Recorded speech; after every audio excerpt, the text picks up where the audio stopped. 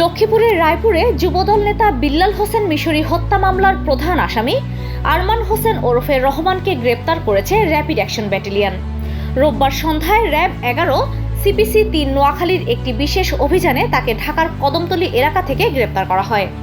RAB সূত্রে জানা গেছে, গোপন সংবাদের ভিত্তিতে র্যাব 11-র একটি দল রোববার সন্ধ্যার পর ঢাকার কদমতলী এলাকায় অভিযান চালিয়ে যুবদল নেতা বিল্লাল মিশরি হত্যা মামলার প্রধান আসামি আরমানকে গ্রেপ্তার করে। উল্লেখ্য, গত 5 মার্চ রায়পুর সাব রেজিস্ট্রার মসজিদের বিপরীতে একটি ফলের আড়তে তরমুজ কিনতে যান কেরোয়া ইউনিয়নের 3 নং ওয়ার্ড যুবদলের সভাপতি বিল্লাল মিশরি। এ সময় 2 রিকশা চালকের মধ্যে মারামারি থামাতে গেলে তিনি হামলার শিকার হন। হামলাকারীরা তাকে বেধড়ক মারধর করলে গুরুতর আহত অবস্থায় তাকে উদ্ধার করে হাসপাতালে নেওয়া হয়।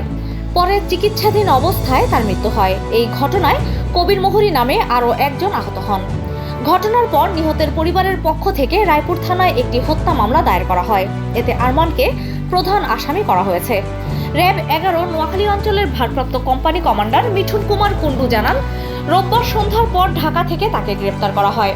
সোমবার সকাল 11টায় প্রেস ব্রিফিংয়ে ঘটনার বিস্তারিত তুলে ধরা হবে। মামলার প্রধান আসামি গ্রেপ্তারের খবরে নিহত বিল্লাল মিশরির পরিবারের মধ্যে কিছুটা স্বস্তি ফিরে এসেছে।